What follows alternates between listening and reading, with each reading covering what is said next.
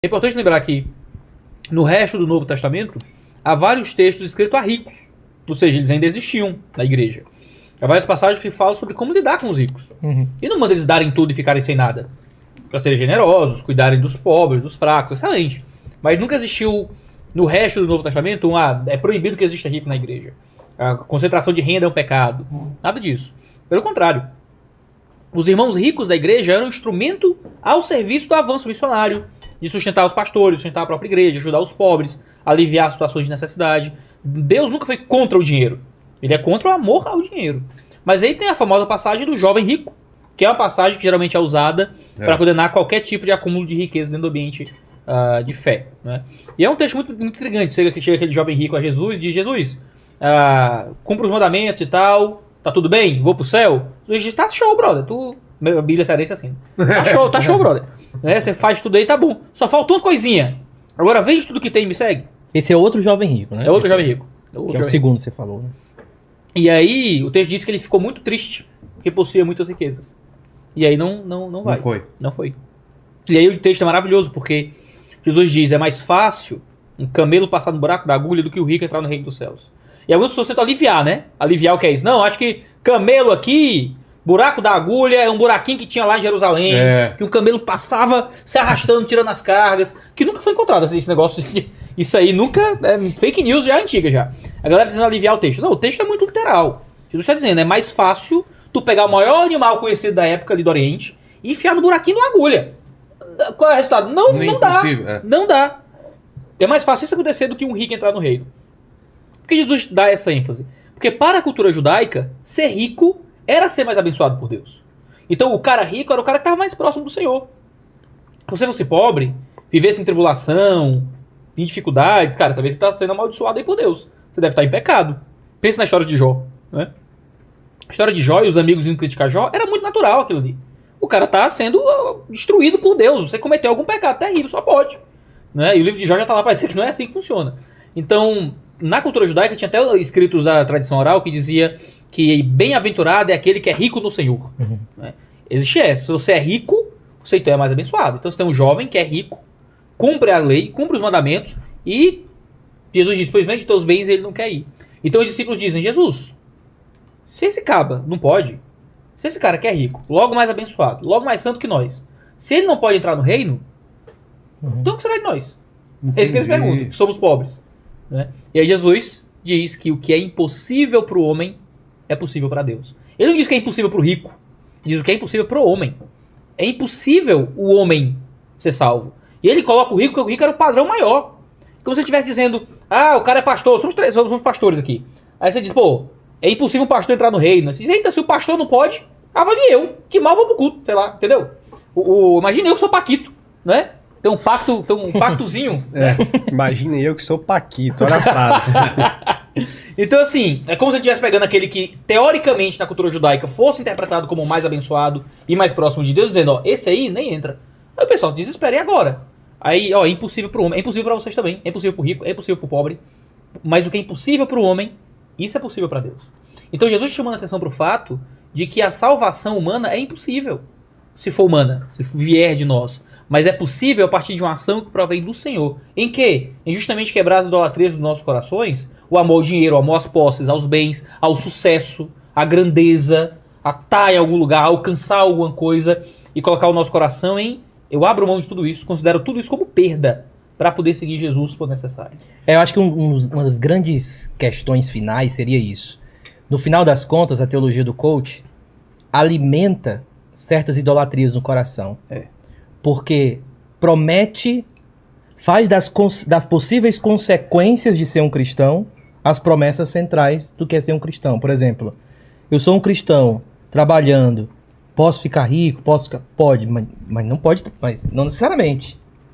Mas só que eles pegam essas consequências, colocam elas sempre como positivas e colocam aquilo como se fosse a promessa do evangelho. Felicidade, tudo. E muitas vezes nós vamos passar por dificuldade, sofrimento. Isso não é falta de fé. Isso não é falta de Deus. Isso não é a questão da depressão, que se fala muito: crente de depressão, isso é falta de fé, isso é isso. Não, é o Salmo 23, né? É o vale da sombra da morte. Que mesmo com o pastor, a ovelha passa. Então não é a ausência do pastor no vale. É tanto que ela diz, né? O Senhor tu estás comigo, o Senhor é meu pastor e nada me faltará. Me faz deitar em verdes pastos, guia-me às águas tranquilas, refrigera a minha alma. E aí lá na frente ele diz: e ainda que eu ande pelo vale da sombra da morte, eu não temerei mal algum, porque tu estás comigo. Só que a grande questão é que a teologia do coach vem e dá promessas, fornece promessas que não são as promessas da fé. E aqui é o nosso protesto, de que se você pegar a linguagem que Jesus conversa com as pessoas e comparar com a linguagem que os coaches falam hoje, coach teológico, fala sobre a fé, você vai perceber, são duas coisas distintas. Você pode observar que Jesus não vai falar do tipo, procure melhorar, procure ser a sua melhor versão. Então, quando ele fala, por exemplo, de tirar a trave do olho, ele está falando o quê? Isso não tem a ver com melhora pessoal também, de olhar para dentro e ver teus pecados? O problema é que... Ó, eu tô tô ajudando os coaches aí, hein? Não, você tá fazendo perguntas muito boas, Vilela. Eu sempre me surpreendo, Vilela. Quando eu vejo aqui é muito legal. Porque mas você não falou os nomes ainda dos caras que vieram aqui que fazem o que você tá falando aí. Tem gente que veio aqui que nem era pra vir, deu um jeito de chegar aqui. Rima com sal? Tá. Rima com nada. Vamos lá. Há uma distinção entre sondar o coração para eu ver o que é o pecado na minha vida, e há uma distinção entre eu sondar o meu coração para potencializar certas idolatrias em mim. Vamos dar um exemplo, então, nos dois casos. O primeiro caso, o Salmo 51 vai falar: sonda, Senhor, meu coração, vê em mim se há algum caminho mau. Por exemplo, a pessoa que no coração dela ela é muito cheio de ira e usa a boca para maltratar uma pessoa, para ferir uma pessoa. Na hora que ela for perceber isso, o pecado dela, vai dizer: eu estou pecando contra Deus. Isso não é contra o outro primeiramente. Deus ordenou que eu amasse o próximo. E eu não estou fazendo isso. Então, diante de Deus, eu estou em pecado. Então, diante de Deus, eu preciso me arrepender, voltar aos meus caminhos e pedir para o Senhor me ajudar nesse processo. Isso é sondar o meu coração e sondar os meus pecados. Já a questão do coach, quando ele te ajuda a olhar para você melhorar, ele vai dizer o seguinte: olha, saia de perto de pessoas que te faz ser iracundo. Saia de perto de pessoas que te faz ser a pior versão de você. Isso é um absurdo. E, enfim, a gente já viu isso em muitos cantos. Então a ideia é, em vez de pegar aquele erro e colocar você diante de Deus, cara, tô errado diante de Deus, eu sei. Não, ele faz assim: cara, isso aí, na verdade, é a pessoa que é o problema, a outra é o problema, a culpa é dos outros, você não está sendo a sua melhor versão. Ou seja, Deus não entra na parada, o pecado é simplesmente um detalhe, nem pecado é só uma falha, não é contra Deus e, na verdade, é contra o seu próprio potencial. Onde é que está Deus na parada? Essa seria a diferença, e isso é uma coisa... Enfim, a gente sabe que isso não é cristianismo, isso não é evangelho, etc. Uma coisa que é importante considerar é que, e isso é uma coisa que se perde muito, cara, porque quando se fala de religião, de forma genérica, assim... mistura-se muito cristianismo com ideários culturais de religião. Mas o cristianismo não é sobre autoaperfeiçoamento. Não? Não é sobre isso.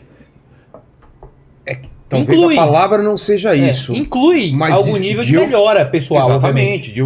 Eu ser cada vez um ser humano melhor, né? Inclui isso. Mas isso é a posteriori. Não é isso que o evangelho vem causar em nós no primeiro momento. O evangelho no primeiro momento é a declaração da nossa incapacidade de ser melhor. Tá. E esse é o grande poder do evangelho. Quando Paulo escreve em Romanos sobre o Antigo Testamento e as leis... Porque a ideia é você se fazer novo também. Exato, claro. Aquele morreu, sim, nasceu um novo agora. Mas aí é que tá, é pelo poder do Espírito, o poder de Deus, e não pelo mero aperfeiçoamento. Isso é tirado do contexto. Exatamente. Tá. O Guilherme diz uma frase que sempre repito lá na igreja.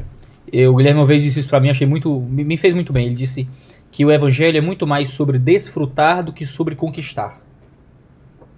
E isso é uma coisa que a gente perde muito. A gente muitas vezes acha que o evangelho é uma coisa que a gente conquista. Então, encontrei Jesus, creio que Deus existe, vou tentar ser melhor, e à medida que vou tentando ser uma pessoa mais honesta, mais justa, mais legal com os outros, alcançarei proximidade com Deus. Tá. E a verdade é que isso é um falso evangelho. Isso não é o que Jesus veio trazer pra gente. O que ele veio trazer pra gente foi a ideia de que vocês são um bando de fuleiragem. É assim que a gente fala do Ceará, tá? Fuleira. Fuleiragem. Vocês são ruins. Vocês não prestam. Vocês não prestam. Notazinha, né, de tradução. Tradução, né? Vocês são recursos de baixa qualidade. Vocês não valem nada. Vocês não valem nada. Vale nada. Vocês são ruins, são egoístas, são maus. Mas eu gosto Fala assim do Paquito, que eu gosto dele, tá? Eu sei que você tá se referindo a ele. Não, eu estou me referindo a mim, a você. Todo mundo. A todos nós como humanidade.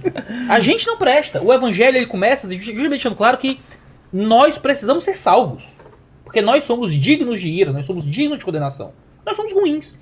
Como é que eu resolvo isso? Eu não resolvo esse meu problema com Deus tentando ser melhor. Porque eu sou o criminoso da jogada. Não é porque eu fiz um genocídio, matei, roubei, sei lá, vamos pensar numa coisa extrema, e não, mas eu ajudei a pessoa do outro dia. Não importa, você é um criminoso do mesmo jeito, você tem que ser punido do mesmo jeito. Nós somos os criminosos nessa história. Todos nós somos rebelados contra o Deus vivo. O que o evangelho vem é apagar esse contrato de dívida. O que o evangelho vem fazer é fazer por meio do sacrifício de Cristo Jesus com que o nosso pecado seja limpo, para que agora a obra e a vida perfeita de Jesus seja considerada por Deus como a nossa vida quando cremos, mesmo não tendo essa vida ainda. Claro, depois de resolvermos o problema com Deus, é que Deus começa a operar em nós um tipo de transformação onde a gente tenta ser melhor, onde a gente tenta abandonar quem a gente era para começar a viver uma vida diferente. Mas veja, eu não estou conquistando nada por meio de viver uma vida diferente. Eu estou simplesmente tentando corresponder àquilo que Jesus já conquistou para mim. Por meio da obra dele, do poder dele, do sacrifício dele. Quando eu começo a trazer essa filosofia coaching para a igreja de autoaperfeiçoamento, eu estou torcendo a ordem do que é o evangelho. E aí dizer, não, você tem que ser bom, ser melhor, encontrar o caminho, ter a mentalidade de águia, a mentalidade, o mindset vencedor, a mente de campeão, e aí você vai alcançar. Alcançar o quê? É um tipo de proximidade com Deus, atrelado a um tipo de sucesso financeiro, a um tipo de bem-estar emocional, que torce tudo aquilo que é a verdadeira mensagem do evangelho.